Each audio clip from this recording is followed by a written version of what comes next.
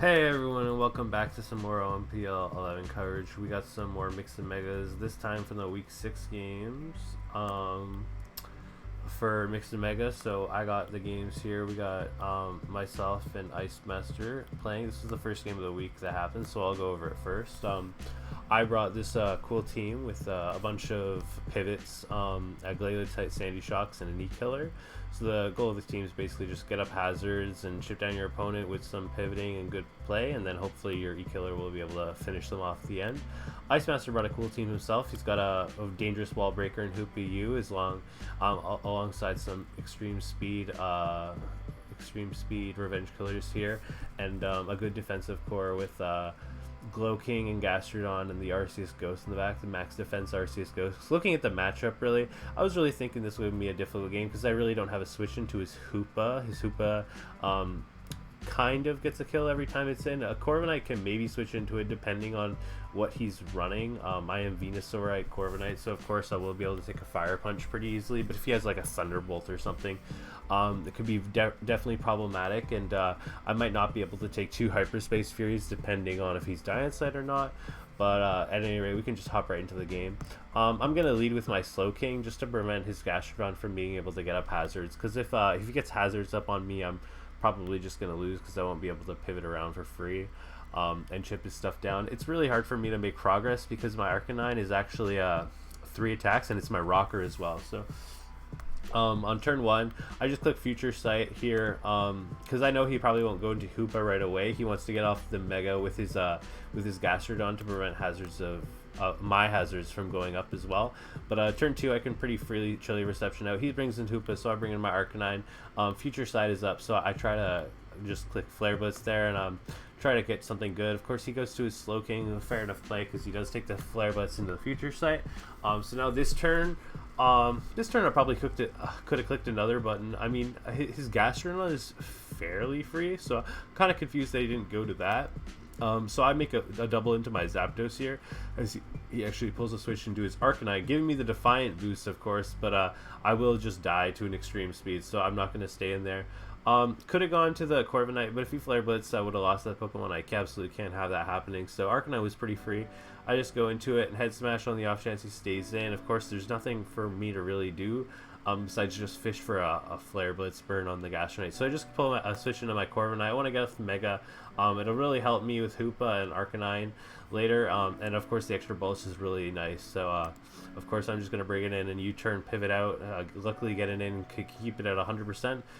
Bring in the Zapdos. He does get the Regenerator off with Slow King, so that's a bit annoying. I just clicked Brave Bird here because I wanted to see the bulk on his Arceus Ghost. Luckily, I get a crit turn 9, so I'm going to go for a Brave Bird here again, just on the off chance that a high roll will kill.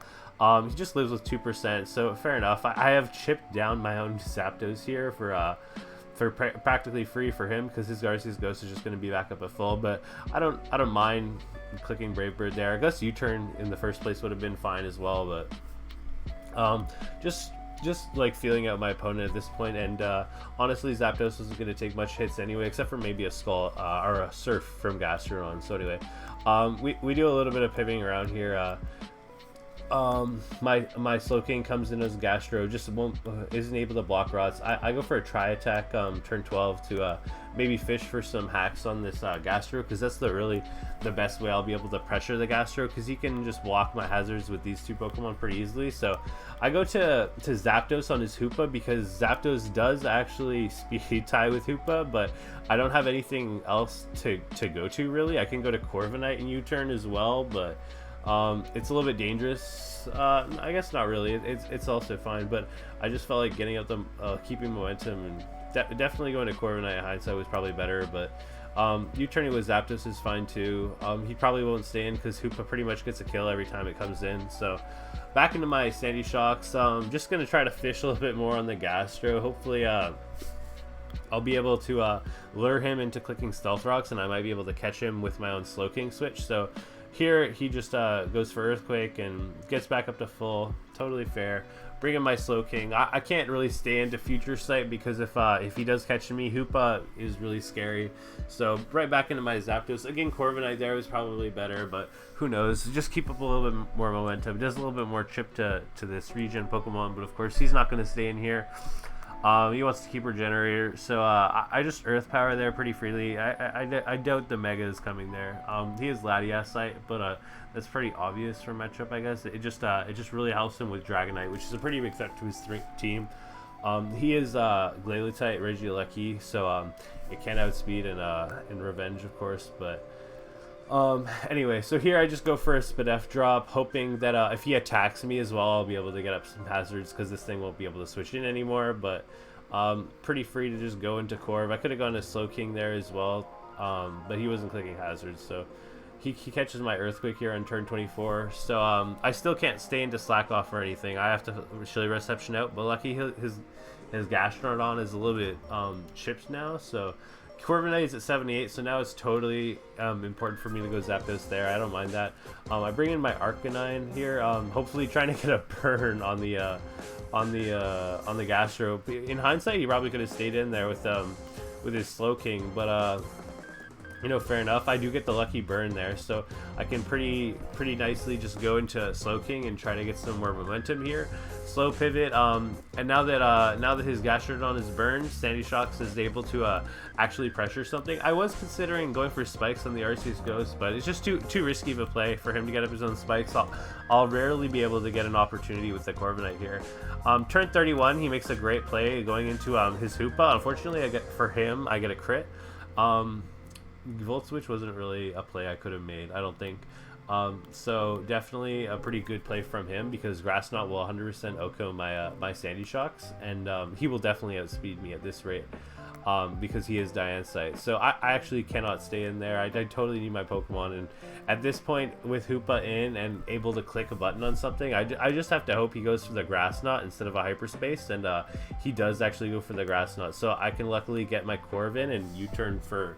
well, not for free, because he could click a funny button with the Hoopa, but I am able to get the U-turn off on the Slowking, and here I actually, luckily I can I pressure him into having to Mega here, because he really doesn't have a switch in for Earth Power at this point. So he burns his Latiasite, and him not having Regenerator makes this thing a lot easier to chip down with Zapdos and Shock. So I'm just gonna Volt Switch there and bring in my Corviknight, and now I can just U-turn out. I could have healed up to full there, perhaps, but I like keeping up the momentum, and definitely having to U-turn out, and he has a Future Sight up, and it's just a dangerous situation. So I bring in the Zapdos here, get the U-turn out, let Corv take the damage here. At 25, it's a roll for me to kill him with Bravard, so I'm going to click it here.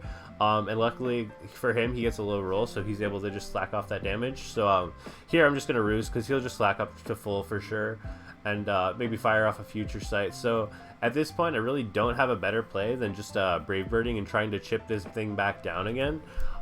So that's what I do. I just Brave Bird him down, and as you can see, Brave Bird's doing between 23 and 28. So he did.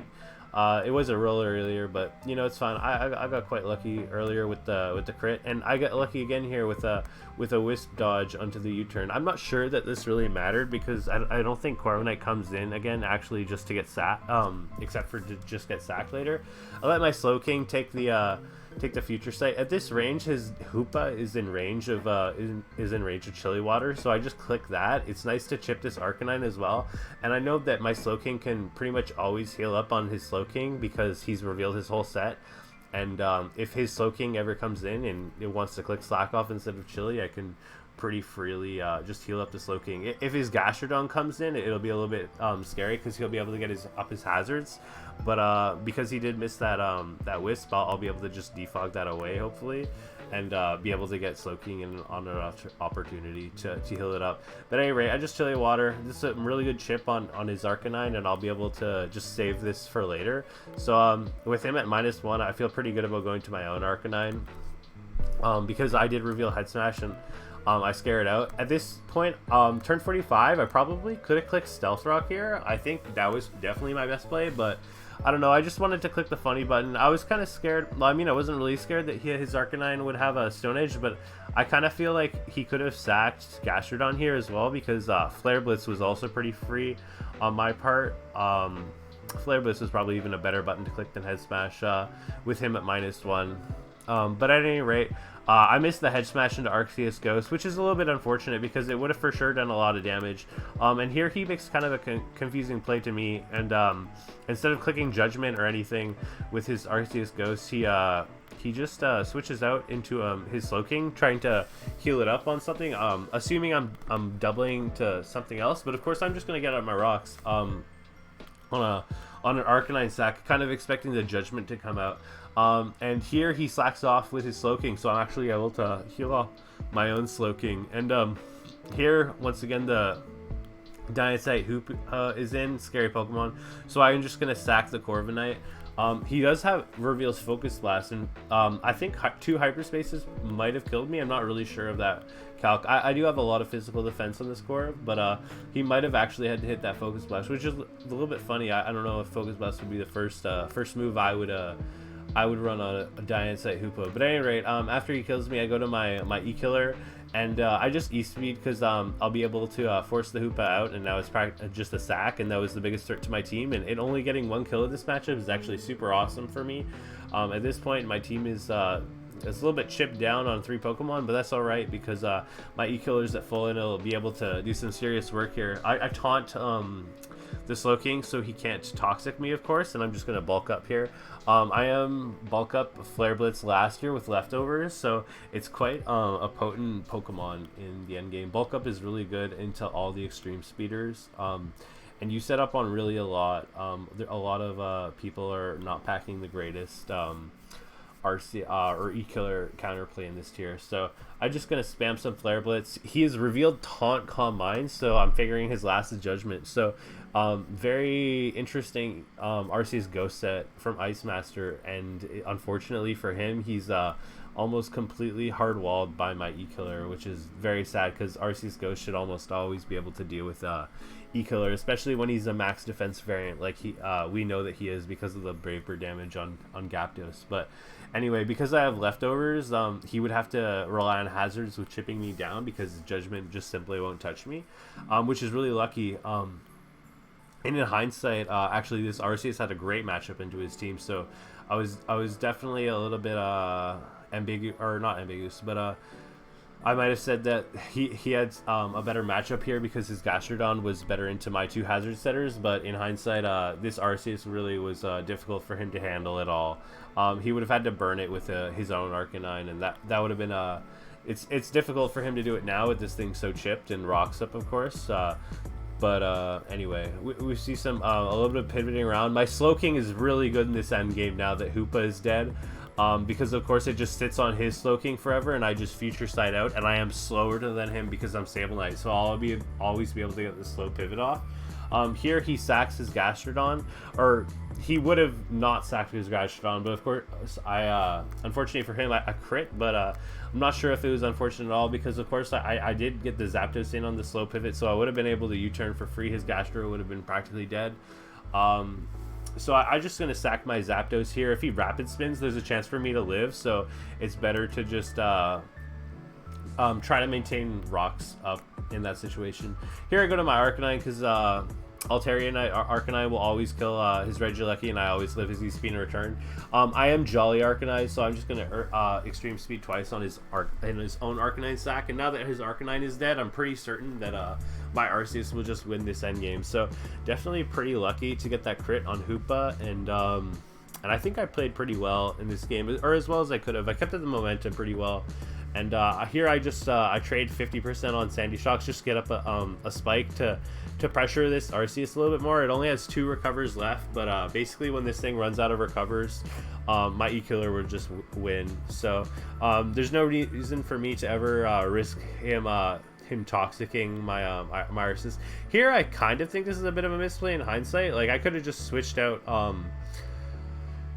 for free. Like if he Explosion crits me, it's definitely very bad, because I think I die to it. I'm not sure. I am at +0, but I am max HP on this Arceus, so he does just go for a rapid spin, so I can pretty freely bulk up there. Well, not freely, but in that scenario it was free for me. And I'm gonna extreme speed here, just not to risk an explosion crit again. Anyway, so he goes back to his E-Killer, or his Arceus Ghost at this point, but E-Killer is pretty assuredly gonna win here, and he sexes the Lucky there. So yeah, my Slowking just comes in, and Future Sight sits on his Slowking forever. Slowking actually only takes 50% from Judgment, so I can slack off on that. And even with the Future Sight, I wouldn't have had to stack this shot, because I do end up sacking my Arcanine later to a similar sequence, but it really doesn't matter, because my E-Killer is completely winning at this point. Slowking is able to just come in for free on his Slowking, and his only win condition is being able to toxic this somehow, which is just impossible for him to do. So we'll just skip to the end here, but basically my E-Killer will just get into a spot where it can just click Flare Blitz, and Arceus Ghost has run out of recover, so the game is over. But anyway, it was a really good game from Ice Master. I definitely think he could have played his Arcanine a little bit better. It was hard for him to know that he really needed to Wisp my E-Killer with his Arcanine. I guess not, though. He must have thought, I mean, I don't know.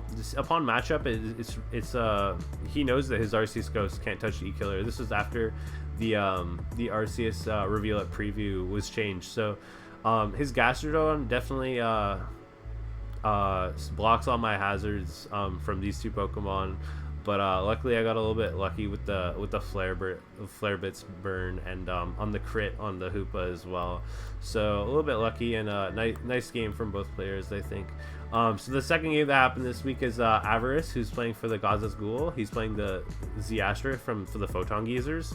We've got two interesting teams. I actually want to talk about the matchup here a little bit more. Avarice also brought Hoopa, assuming Diane side, of course. Grass Knot's a huge threat to a lot of other Arceus, like this Arceus Water over here. Of course, Ziyastra has a Magearna of his own, so that's typically a pretty good answer to Hoopa, if there is a good answer, of course. Avarice is also packing a Ceruledge and an Arceus Fairy, so a less seen Arceus Swarm, but even less seen more than Ziyastra's Arceus Water. Bring a Tusk and a Hippo as your ground type, and then both teams have an Aleki, and we have a Slowking Galar on Avarice's side and a Slowbro over here. So very interesting matchup on both sides. We'll have to see what the Pokemon are. I have watched this game, but I don't remember all the sets exactly. Avarice leads out with his Hippo, and it reveals not to be Red Orb, so you can probably assume it's like Sable Knight at that point. Maybe Venusaur, right? But Sable Knight's got a lot more utility with Magic Bounce, I think. So anyways, Ziyastra pulls a switch to his Slowbro right away. Just goes for a Surf. No need to Mega Evolve, of course. Avarice brings out his Glowking and just goes for a Toxic. Brings in the Magearna. Goes for a Mega and reveals Latiasite, so it could probably come in on that Hippo pretty freely and try to get some momentum later in the game. Ziyastra goes to his Tusk, trying to spin away, and Avarice nicely gets the slow reception out and can bring in his Arceus Fairy to Judgment. Of course, Tess doesn't want to stay in to take that Judgment. It's going to take a lot. Ziyastra clicks Stealth Rock with his Blixie and reveals that he's probably not Ampharocyte or anything to be able to get up the rocks. So very unfortunate for him in this matchup that he won't be able to get up the rocks on the Sable Knight Hippowdon.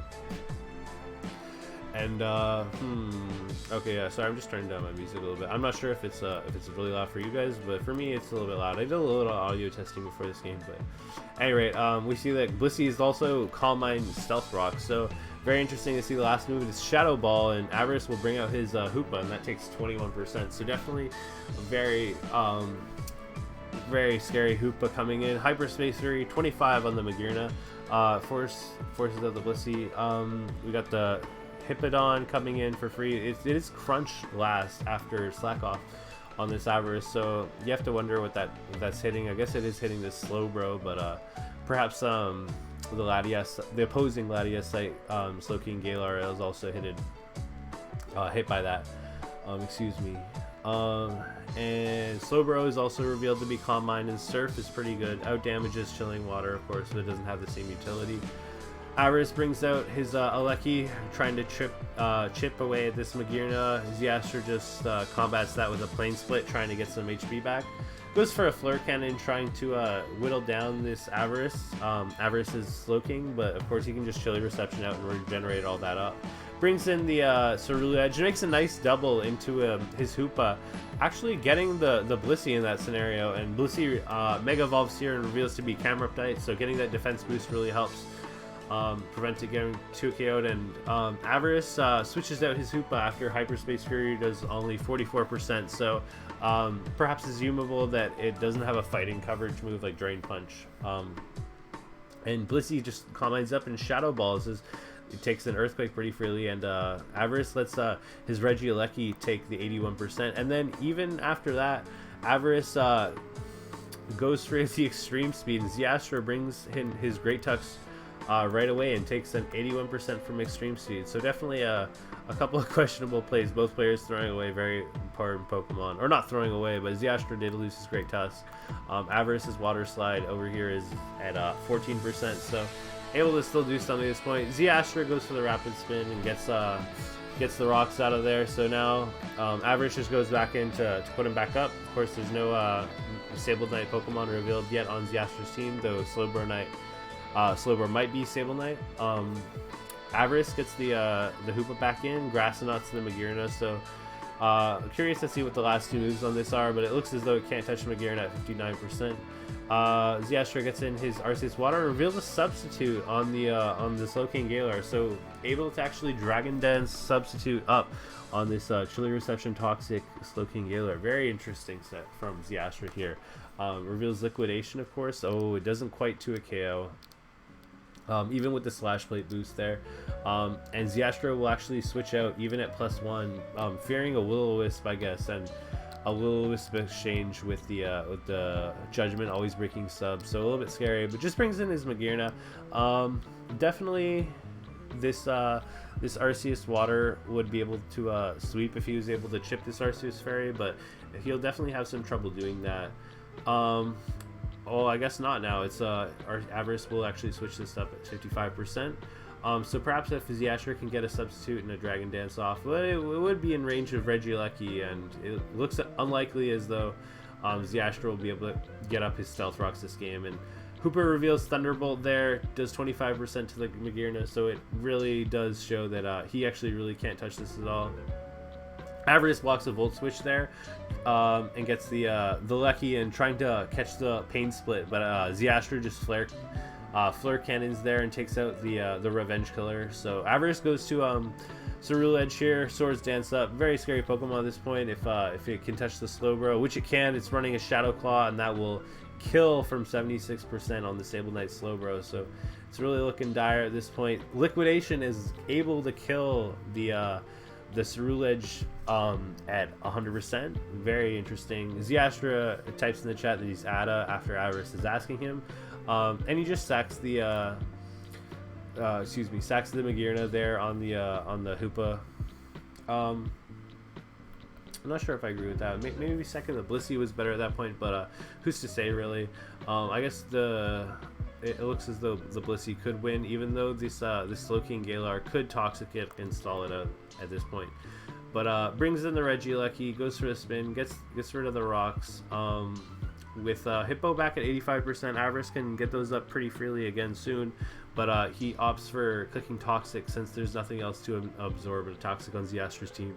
Shadow Ball's doing 18%, and with Blissey not able to get the rocks up, Avarice can get his own up for free, and it's looking pretty dire here for Ziastra at this point. He actually sacks the Aleki on the Earthquake since to get in his Arceus for free. Goes for a Liquidation on this Hippo, and the Hippo is able to just take it out from 26%. So looks as though Ziastra will be losing this game. Just this Hippo is very strong in this matchup, able to wall this Camera Up type Mono Shadow Ball Blissey. Interesting set for sure. Definitely a cool team with sub Dragon Dance Arceus Water. Fast Pokemon like Regieleki can break this up, but it is a very notorious wall break. Oh, I guess not notorious, but it is after this game maybe. Liquidation is definitely hard to switch into for Avarice's team. So, but it did Arceus Fairy did take that pretty comfortably. So the max defense Arceus Fairy able to stonewall the biggest threat to his team, and a well-played game to both players, and definitely Avarice converted his good advantage here. So with that, the Gods of Gould will I think they tied this week actually after the last game, but good win for them against the Ziastra of the Photon Geezers. And so for our next, oh whoops, I just deleted one of the replays games, so we'll bring it back up here. We have 2 more games left. We have this game, XAVGB versus KDCA. KDCA is bringing another cool hyper offense team. He brought a hyper offense Final Gambit spam team against QT last week, and this week against Stresh, arguably the other best player in the pool. He brought another cool team with a Doug trio, which is not often seen. So we were talking in call during the game, and we were discussing whether it would be Sash, Doug trio, or Agronite to take an extreme speed from Regieleki, and we'll find that out this game. There's also a Basky Legion here and an Azelf, so perhaps a red order Azelf, very potent wall breaker, and of course able to take some extreme speeds from some of the more dangerous revenge killers in the tier. Also a Zamazenta and Greatest, two prominent fighting types, and a Dragonite, of course, surrounded his team.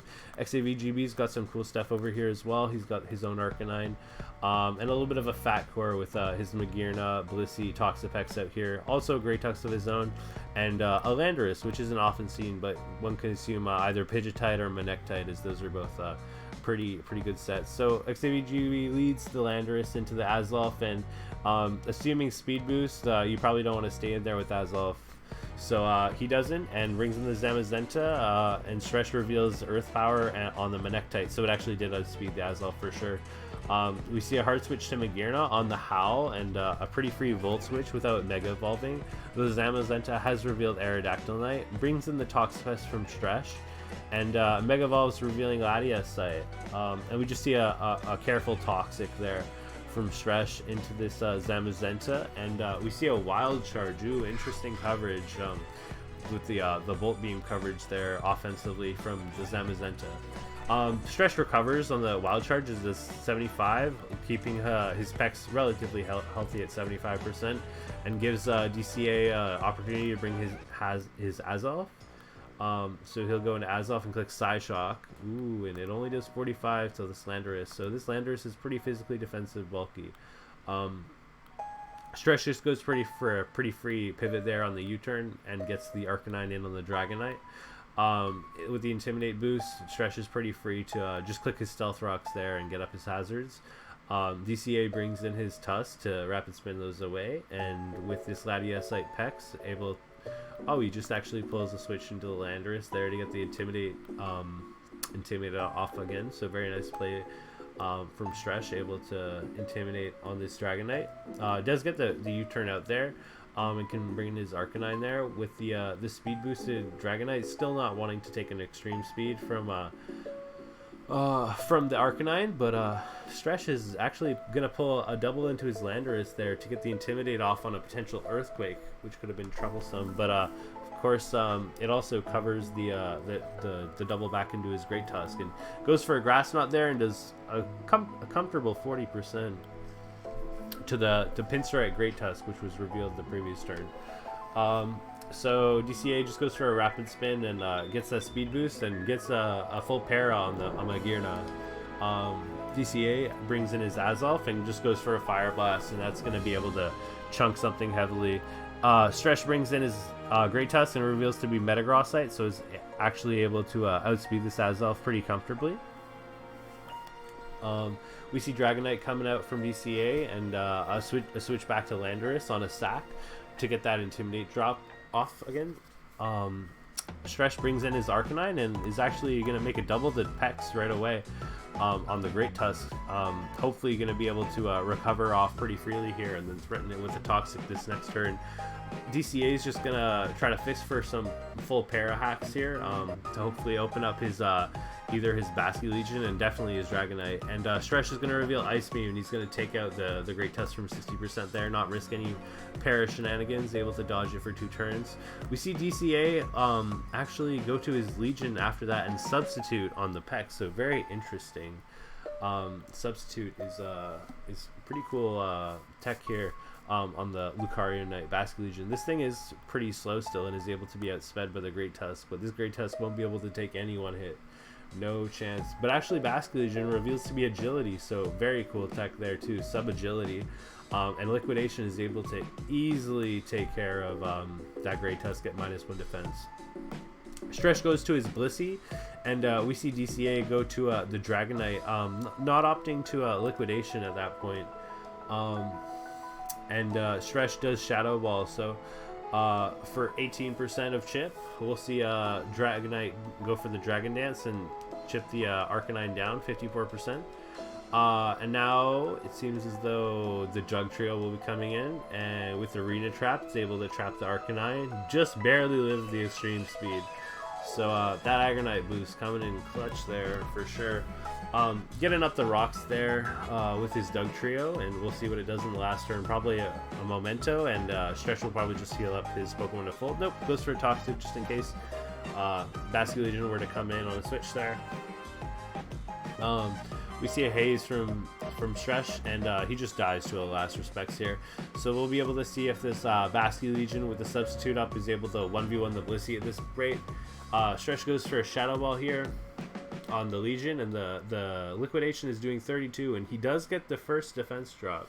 So we'll see if at this point of the game, if DCA is able to get another defense drop or a crit, it's likely going to be his. Otherwise, Stretch will be able to kill with the next two Shadow Balls. Since Basque Legion is actually able to take one Shadow Ball, since the Sable Knight boost is not very strong, and doesn't actually make Blissey that powerful as a special attacker. So is able to drop dodge a lot of drops here. And it looks as though DCA has one more opportunity to catch a crit or a drop, and actually nope, no more opportunities for a drop, and Stretch is able to live just barely on 7%. So a great game here from both players, and a very cool hyper offense from DCA.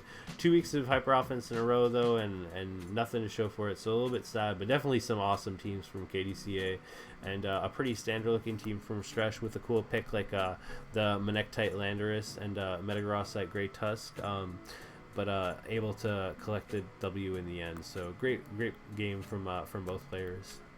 And for our last game from week 6, we have Quantum Tesseract from the Double Entendres playing Clastia of the Wiggly family. So we shall see how this one goes. We have two pretty cool teams from each side. Quantum Tesseract is a pretty niche pick with an Electrode Hisuiu on his side, as well as the second Arceus Fairy of the week.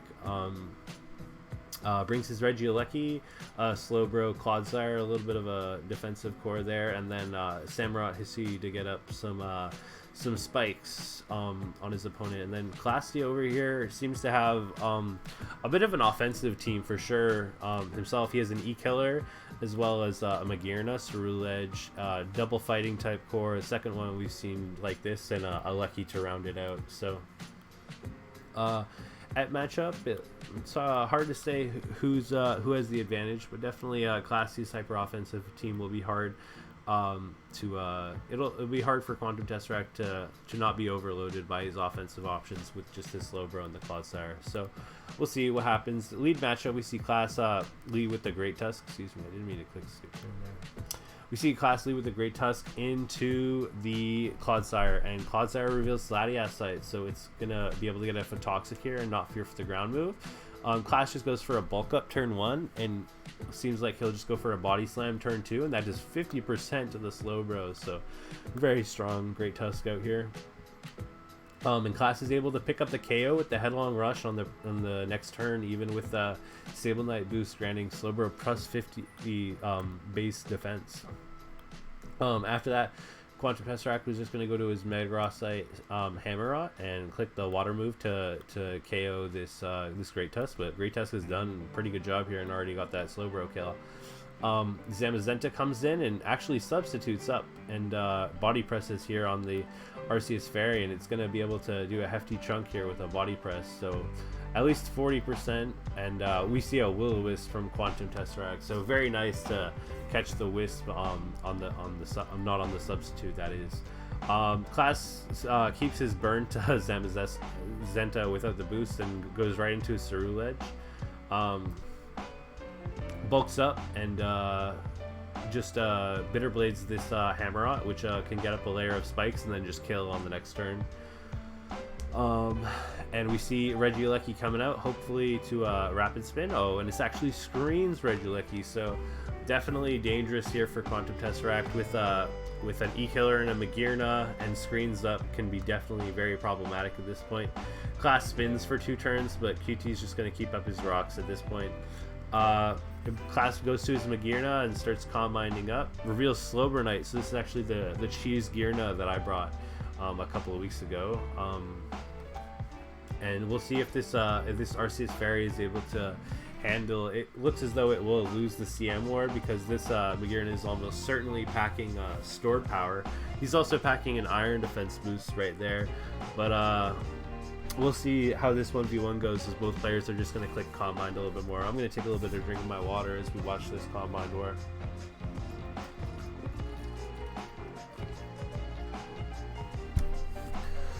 Very nice. So has anyone clicked anything with Combine? It looks as though that's not the case, but Class has been whittled down from that burn. Goes for a store power, and 63 is a hefty chunk, I would say, at +6 to special defense. Goes for the Draining Kiss just to recoup a little bit of HP, but QT's going to be able to Judgment here for a clean 15%. With store power doing 64, it looks as though QT will probably just sack his Arceus Fairy at this rate. And so he does. Magearna only at 30% now, so QT can just bring out his own Regieleki and click the boom button. And Class Diaz, Magearna won't be able to live through that, plus the burn damage at the end. So QT goes to his Pidgeotite Electrode, but Clastia reveals Citrus Berry on his E-Killer, gets a Swords Dance up, does get the full para from QT, and gets the fully paralyzed next turn for the free chip with Leaf Storm. Ooh, but Clastia is able to live that just barely and goes for an extreme speed, able to take out the Hammerot. But Quantum Tesseract does have this Clodsire still at 83%, so we'll be able to take the +2 extreme speed pretty easily. And actually Clastia does get the crit, so he will be able to clean up the Electrode as the last Pokemon with a Zamazenta burn there. Unlikely that he would have been able to win at the end here without the crit, but you know, that'll happen. He did get the fully paralyzed turn the turn before, so if Class D had not gotten fully paralyzed, he would have gotten up to +6 and would have won either way. But definitely a little bit of hacks there at the end, but I don't know if it altogether changed the outcome of the game. But definitely a very cool game, a very cool team from both sides, with the Hopper offense from Class able to just overload Quantum Tesseract's team, with Magearna being a serious problem here, and just really running through his whole team with some boosts. But luckily the Arceus Fairy was able to whittle it down, and the Regieleki sack with Explosion was able to take it out. But the E-Killer at the end here was a little bit too strong. So definitely some awesome games from this week. I think this was one of the best weeks for games. I do think there was a lot of shorter games than previous weeks, so definitely a lot of longer games this week.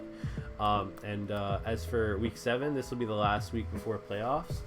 My team, the Terrible Tyrants, has already clinched playoffs. We're the only team to do so, and the only other team that doesn't really have anything to play for this week is Fluttermania, since they are totally eliminated from playoff contention at this point. But as for the rest of the 6 teams, we got 2 matchups between 2 teams vying for playoff spots, and my team, the Tyrants, is going to be playing the double entendres this week. So I'm not playing Godly. I'm not going to be playing Mix and Mega this week. My good friend and teammate Tectonic Destroyer asked to play Quantum Tesseract early in the year, so he'll be lucky enough to slot that, and I'll just be playing some Godly Gift against Lily this week. So hopefully we have a fun match. Godly Gift is a great tier right now, and hopefully it can be in a good spot for my games, so that would be a lot of fun. But anyway, thank you guys for watching this video, and hopefully you guys can watch some more of my content if I keep doing stuff like this in the future. But anyway, thanks for watching, and have a great day.